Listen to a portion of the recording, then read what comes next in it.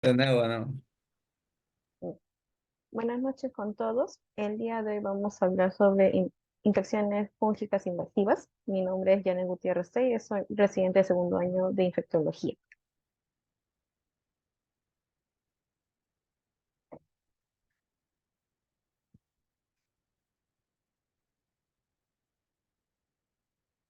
Bueno, estamos basándonos sobre algunos últimos artículos dirigidos, eh, sobre todo de las últimas guías que tenemos, que se han hecho estudios durante las unidades de cuidados intensivos.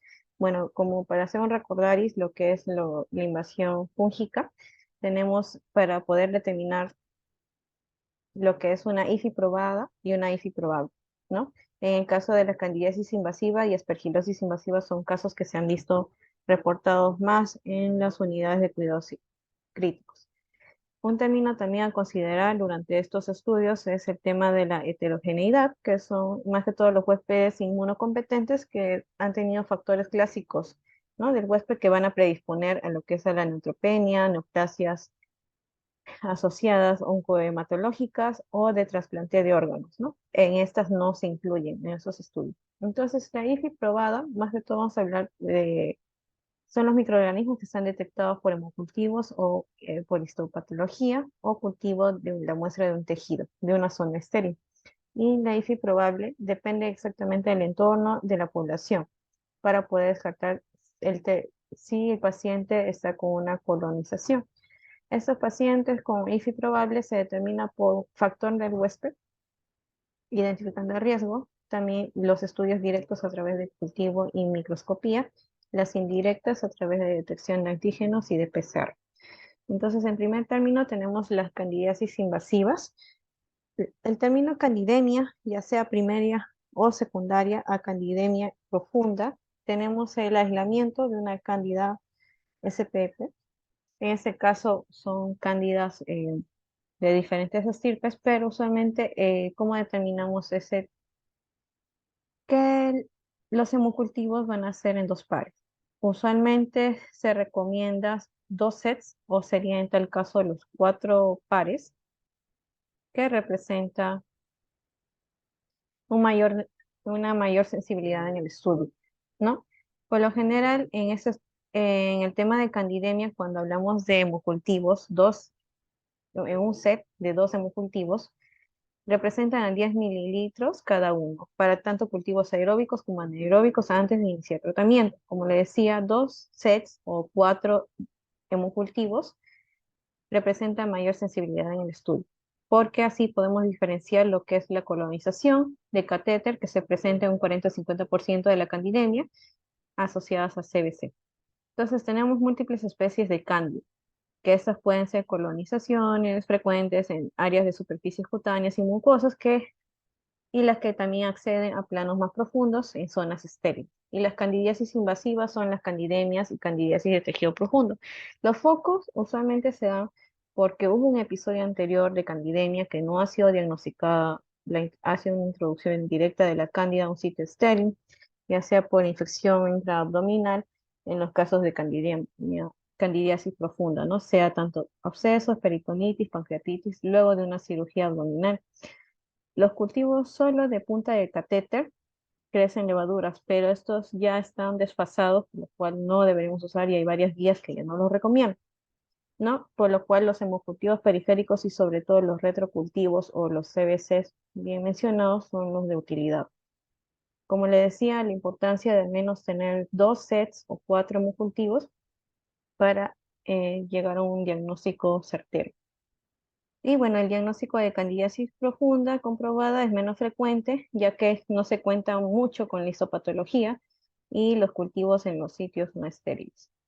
Entonces, una can- candidiasis invasiva probada se evidencia lo que es el organismo en un sitio estéril, ya sea por histopatología, microbiología, y también por muestras por biopsia con aguja con aspirado de aguja fina o biopsia donde se evidencia las células en gemación, sobre todo donde se pueden evidenciar las pseudohifas o las hifas verdaderas, ¿no? Donde se confirma el estudio y también por PCR o estudios de maldito que también poseemos a través de espectroscopía de masa. Los cultivos son de procedimiento estéril o los drenajes que han sido recién colocados menos de 24 horas de un sitio estéril y los hemocultivos. Un tipo probable son aquellos donde se involucra la parte clínica, donde hacemos fundoscopía de ojo, y las esplénicas o lesiones tipo abscesos intraabdominales que se evidencian por tomografía, la clínica o radiografía, ¿no? El hallazgo micológico también con los reactivos que tengamos el 1,3 beta de glucano en dos resultados seriados y también la muestra intraabdominal, ¿no? Por lo mucho una cirugía o posterior a las 24 horas a un drenaje. Y los factores de huésped que debemos tener en cuenta en los pacientes oncohematológicos, también aquellos que han recibido tratamiento corticoides con prednisona en dosis mayores de 20 miligramos al día, la deficiencia hereditaria de los neutrófilos o que tengamos el conteo de RAM en menos de 500 células, y también el deterioro de la integridad de la pared intestinal, ya sea por una cirugía abdominal reciente, una quimio reciente, anomalías del árbol biliar o perforaciones, ¿no? Ascitis, mucositis, son efectos secundarios posteriores a una quimio también, la pancreatitis grave también, o los usuarios de nutrición parenteral. Tenemos también barreras cutáneas deterioradas, ya sea con el uso de dispositivos invasivos, sean CBCs o pacientes que recurran a hemodiálisis. Diferenciar lo que es la colonización por cándida, ¿no? Y también tenemos a los pacientes que van a recibir terapia en trasplante de órganos sólidos. Ahora, la aspergilosis invasiva también tenemos en el caso de IFI grave, son los pacientes que van a hacer aspergilosis pulmonar invasiva. Son los pacientes que en UCI recibimos también con usuarios de altas dosis de corticoides, EPOC, enfermedad hepática, desnutrición, quemaduras o diabetes mellitus. Esas usualmente tienen un rápido desarrollo a una aspergilosis pulmonar invasiva, que van a tener infecciones, ¿no?, respiratorias asociadas, secundarias a influencias también. La posibilidad de riesgo también se ha visto asociado cuando se ha presentado el síndrome de distrés respiratorio por SARS-CoV-2. La histopatología también va a ser de hallazgo difícil. En estos casos está contraindicado si hay inestabilidad hemodinámica y trombocitopenia o trastornos de coagulación. Lo que nos va a orientar bastante son los signos radiológicos clásicos, como tenemos los signos del halo o de media luna, que pueden estar a veces ausentes en cierta población. No todos hacen esas lesiones. Y también que haya problemas para la tomografía versus una radiografía de tórax, y diferenciar lo que es la colonización del aspergillus versus una infección. También tenemos casos de traqueobronquitis por aspergillus que sean poco común. Estos son signos que a veces cuando no tenemos los signos clásicos nos hagan dudar del diagnóstico, ¿no? Pero nunca hay que descartarlo. Hay pruebas también que no son cultivos que también se pueden usar, como el galactomanano en lavado bronquialveolar, ¿no?, que sea mayor en suero. O también tenemos la presencia del reactivo del 1,3 beta 2 glucano, pero estas tienen menor especificidad. Entonces, en una aspergilosis invasiva probada, también como le dije, tiene que haber una confirmación de la evidencia del hongo filamentoso. Tiene que ser a través de una muestra estéril, ¿no?, donde se evidencia las hifas tipo aspergillus, ¿no?, que sean lesiones de hifas que estén 90 grados, que nos daría el apoyo para la confirmación con el cultivo o el PCR. Además de una aspergilosis invasiva probable, ya sea si se añade, ¿no?, la citología, la microscopía, pero también con el antígeno de galactomanano, siempre y cuando sea mayor a 0,5 en plasma o suero, y el galactomanano tiene que ser mayor a 0,8 en un lavado bronquialveolar, ¿no?, lo que nos va a ayudar bastante en el tema de la sensibilidad y especificidad. Ahora, la clínica, como bien recordamos, también hacen lesiones densas, bien circunscritas, hacen signos del halo, de media luna, pueden hacer lesiones cavitarias, consolidaciones o úlceras traqueobronquiales, también pseudomembranas, nódulos, placas o escaras detectadas por una broncofibroscopía. Los factores de huésped también acá se habla del tratamiento de corticoides, prednisona mayor a 20 miligramos, ¿no? El RAN menor a 500 células, el EPOC y bronquiectasis como antecedentes importantes. Los tratamientos inmunosupresores también se han visto múltiples, ¿no? Con lo que usualmente se recibe para las quimios, las neoplasias oncohematológicas, ¿no? Para los pacientes que van a recibir trasplante de progenitores hematopoyéticos o de trasplante de órganos sólidos, ¿no? También infección por virus de inmunodeficiencia humana o influenza grave. Ahora, en el siguiente artículo que se presenta, vamos a hablar sobre los avances en el tratamiento de las neoplasias hematológicas. En estos casos ha habido múltiples guías donde ya recomiendan tratamiento para leucemia mieloide aguda, la tipo linfoide y el linfoma.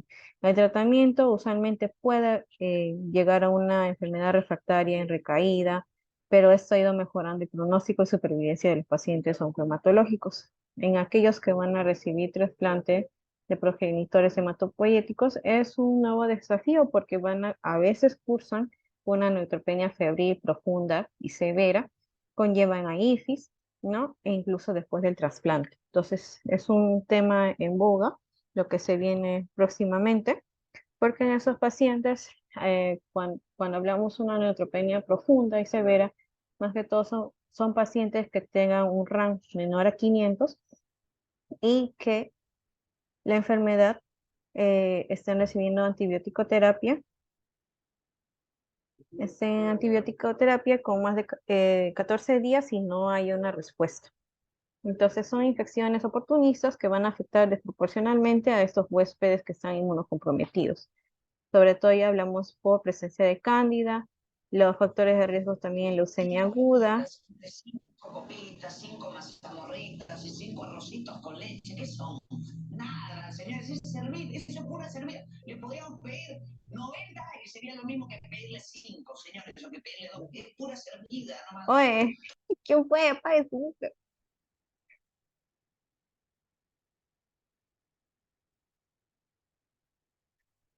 ¿Aló? Ya.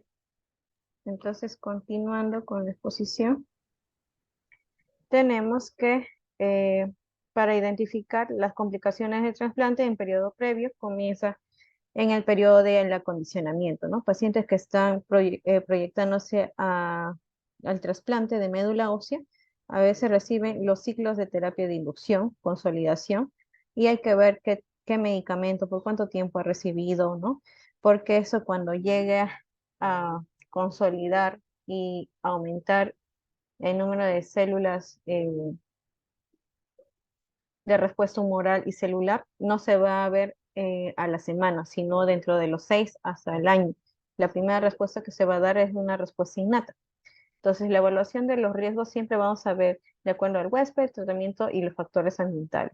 Como dijimos, la leucemia mieloide aguda es una de ellas que tiene mayor alto riesgo de IFI, o bueno, una infección invasiva fúngica, y durante el tratamiento de inducción, ¿no?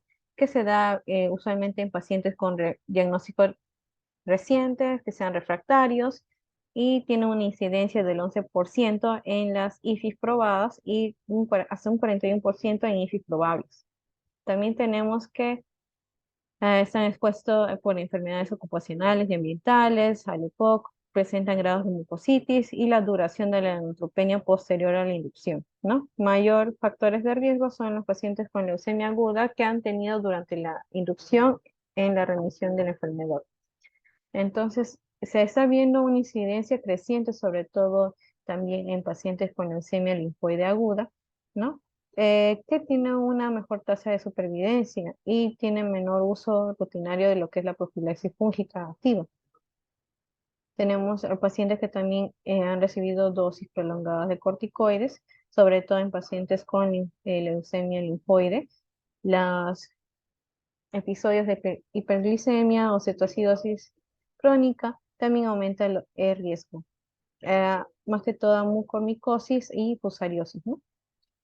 Y alto riesgo son pacientes que tienen retraso en su reconstitución inmune o han tenido o el uso de depresión de células T, o más que todo de las células seleccionadas CD34, o sea, las citopenias prolongadas.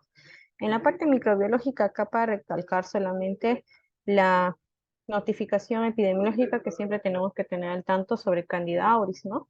Que es una levadura emergente resistente, ya tenemos múltiples pacientes con eso y sobre todo los oncohematológicos son los más afectados, que es presenta tasas de mayor mortalidad y los pacientes que han presentado mayor riesgo son aquellos que en menos de 24 horas, ¿no? Han estado en un centro de salud y también aquellos pacientes que hayan tenido, se les haya hecho un aislamiento microbiológico con Candida auris en los 12 meses anteriores. Una estancia en UCI también por periodos prolongados hayan sido sometidos a cirugía mayor o con colocación de dispositivos invasivos. Tenemos múltiples agentes terapéuticos para el manejo de la leucemia aguda y su riesgo de IF. Estos pacientes, más que todo los que tienen el diagnóstico de leucemia mieloide aguda, quienes reciben azacitidina, el venetoclax también o citarabina, podemos ver la tasa de incidencia para IFI, sobre todo con citarabina representa en 36% cuando están con dosis altas. Acá también tenemos cuando reciben en etapas de consolidación pacientes menores de 60 años, ¿no? Con una respuesta favorable, intermedia a la remisión de la enfermedad. También tenemos otros ejemplos con leucemia linfoide aguda, con el dasatinib y blinatumomab, que tiene menor incidencia a IFI, pero siempre hay que tener cuidado, ¿no? Cuando tenga alguna interacción con los azoles sanguíneos. O el imatinib, que también está en boga y tenemos en múltiples hospitales. Los biomarcadores, como bien hablamos sobre el galactomanano, tenemos limitaciones porque en ausencia de neutropenia o en el uso de profilaxis antifúngica. El antígeno para aspergillus, el galactomanano en suero o en BAL, no se usa en cribado en pacientes con alto riesgo, porque no es recomendable en profilaxis antifúngica activa y su uso es limitado en neutropénicos. La PCR como detección en estos pacientes con alto riesgo tiene un mayor valor predictivo negativo. ¿Qué pasa? Si tuviera un menor valor predictivo positivo, tenemos que confirmar con otro tipo de estudio, ya sea por PCR o por alguna detección de resistencia a soles en aspergilosis invasiva, ¿no? No solamente nos debemos quedar con un solo resultado porque de todas maneras deben entrar a un examen de PCR para confirmación o en tal caso si tenemos la posibilidad de disponer del malito. Y bueno, también hablamos del biomarcador del 1,3 beta-glucano, que también nos apoya para la detección y el diagnóstico de IFI con una sensibilidad que va desde el 27 hasta el 92% y una especificidad desde el 56 hasta el 96%, pero tiene sus limitaciones porque tiene un menor valor predictivo positivo, ¿no? Que varía dependiendo de la clínica y la especie de hongos. Y las causas más frecuentes, ¿no? Es de acuerdo al uso de ciclosporina o metotrexato, lo que va a variar, o sea, son los que causan falsos positivos. La bacteriemia concurrente y la colonización conocida por cándida. Las imágenes que hablamos que vamos a evidenciar en tomografías de tórax, ¿no? En fosas nasales y senos paranasales también, con las imágenes de erosión ósea, engrosamiento unilateral, la resonancia magnética que también es de alta sensibilidad y especificidad, con imágenes cerebrales sensibles concurrentes donde hay pérdida real de contraste en la mucosa desvitalizada.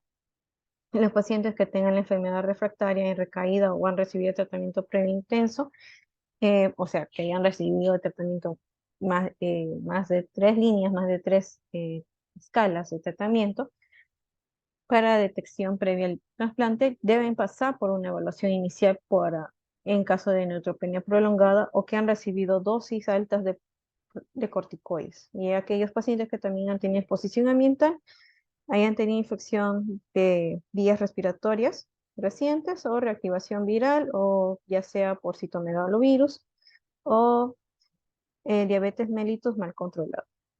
Acá para recordar las fases de infecciones oportunistas cuando son pacientes que van a recibir la terapia de alotrasplante, de progenitores hematopoyéticos, ¿no?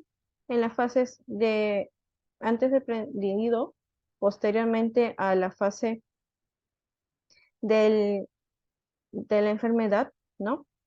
Que se presenta en la fase aguda y crónica y también en la última fase, donde se evidencia la neutropenia, ¿no? Los primeros signos de la mucositis y posteriormente ya hay la afectación del sistema celular y humoral, ¿no? A través de las células natural killer o CD8 y también ya por último se llega a afectar las células CD4.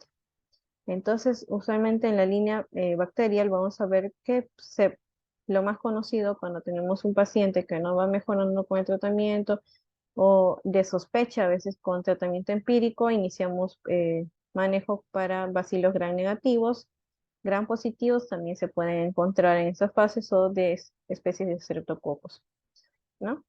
Y posteriormente en las infecciones virales, sean herpes simples, citomegalovirus, varicela zoster también en las últimas fases.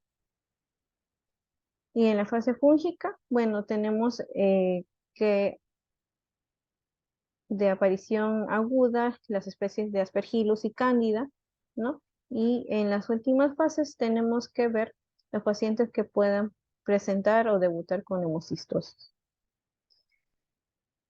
Entonces, lo del tratamiento que se puede tener para profilaxis primaria, tenemos con posaconazol, voriconazol y posaconazol, que también tiene otros estudios.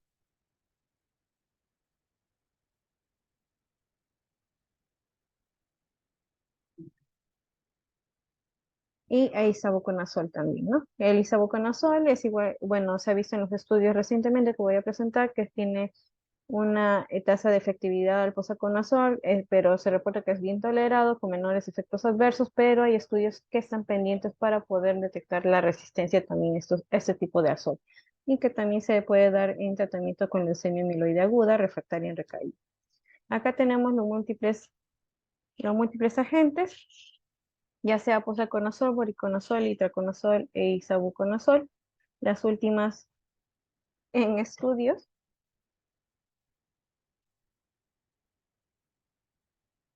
¿No? Y como revisamos acá rápidamente, en cuáles se puede dar el tratamiento, ¿no?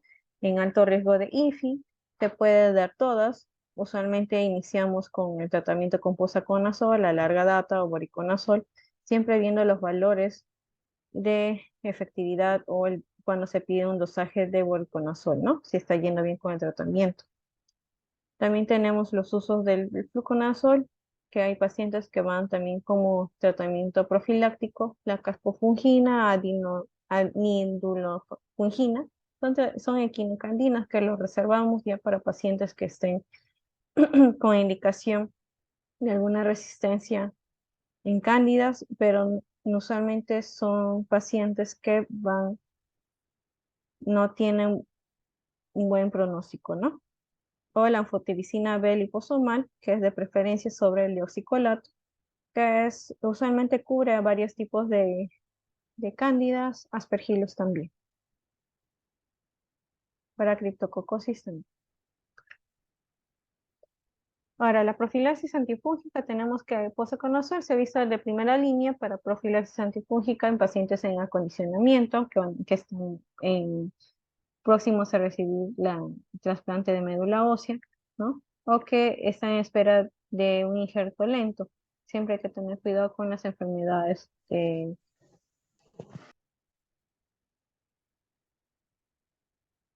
con rechazo y el monitoreo del tratamiento al alcanzar un nivel mínimo de 0.7. Como decíamos, hay que tener las alternativas con voriconazol, itraconazol o isavuconazol. Si hay azoles contraindicados, se puede dar anfotericina B liposomal, siempre viendo sus factores desencadenantes, efectos adversos, sea la hipocalemia, que está en menores tasas de incidencia. En pacientes que tengan menor riesgo de enfermedad invasiva, que sea menos del 5%, pero que tienen riesgo de mucositis, se les puede dar fluconazol de primera línea. Otras opciones son itraconazol y equinocandinas, pero el fluconazol es es bien aceptado, ¿no? Usualmente estos pacientes van bien cuando posteriormente al alta eh, están recibiendo de manera profiláctica, se ha visto buena respuesta. Ahora, se ha visto un estudio últimamente comparando isavuconazol versus Pósaco y voriconazol. Lo que se ha visto prácticamente es que el isavuconazol ha sido aprobado para el tratamiento en pacientes eh, hematológicos, ¿no? Para aspergillosis invasiva y mucormicosis, ¿no? Porque la bifi, que es la infección fúngica de reciente aparición, tanto en aspergilosis pulmonar invasiva, el isavuconazol ha servido como profilaxis primaria, pero no demuestra inferioridad cuando se han visto con estudios con voriconazol. Así que también hay pacientes que pasaron de posaconazol a isavuconazol, ¿no? Siendo un agente de primera línea para la profilaxis primaria. Hay una facilidad de la dosificación y siempre el perfil ante los eventos adversos es favorable, ¿no? Las DDI o lo que es las reacciones medicamentosas también son limitadas, no prolongan el intervalo QT tampoco. El método, bueno, ha sido pacientes que han recibido la terapia de reemplazo, eh, más de 7 días de profilaxis con isavuconazol, ¿no? En pacientes hospitalizados o de manera ambulatoria. Y sobre todo los pacientes que han cursado con esta bifi, se ha hecho la comparación. Se vio que dentro de los 145 pacientes habían recibido el tratamiento, de los cuales solo con isavuconazol, 12 llegaron a recibir el tratamiento por Aspergillus fumigatus, ¿no? Con especies de mucorales y Fusarium y Candida glabrata. De aquellos, después de 14 días con la profilaxis, fueron bien. Entonces, también tenemos pacientes que eh, habían llegado a fallecer, ¿no? Posterior a complicaciones de la bici. Y se ha visto que mm, se habían llegado a complicar con los ciclos de isavuconazol en un 10%, Pósaco con un 4% y voriconazol en un 1%, con pacientes sobre todo en leucemia mieloide aguda de reciente diagnóstico o enfermedad en recaída.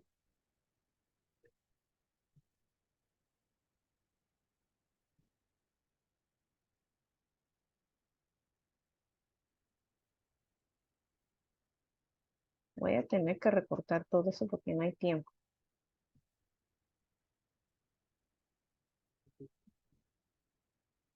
Ya.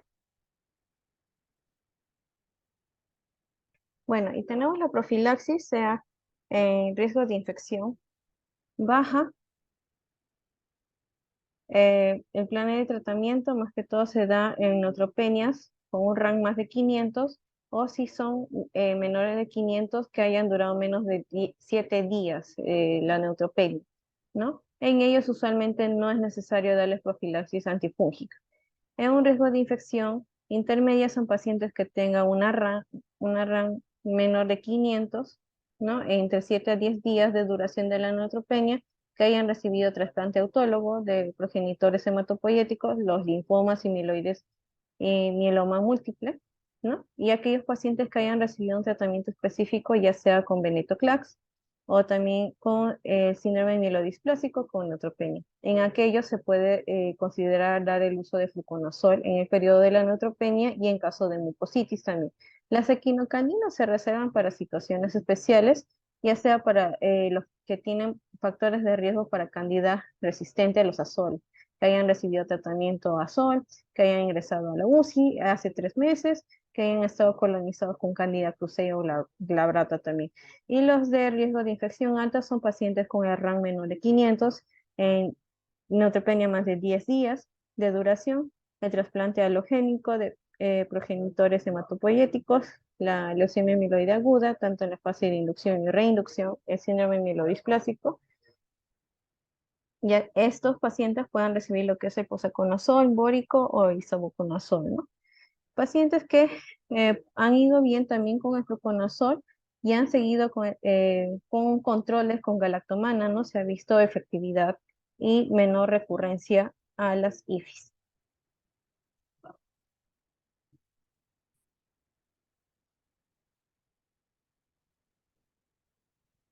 Bueno, eso sería todo. La bibliografía está presentada aquí. Muchas gracias por su atención.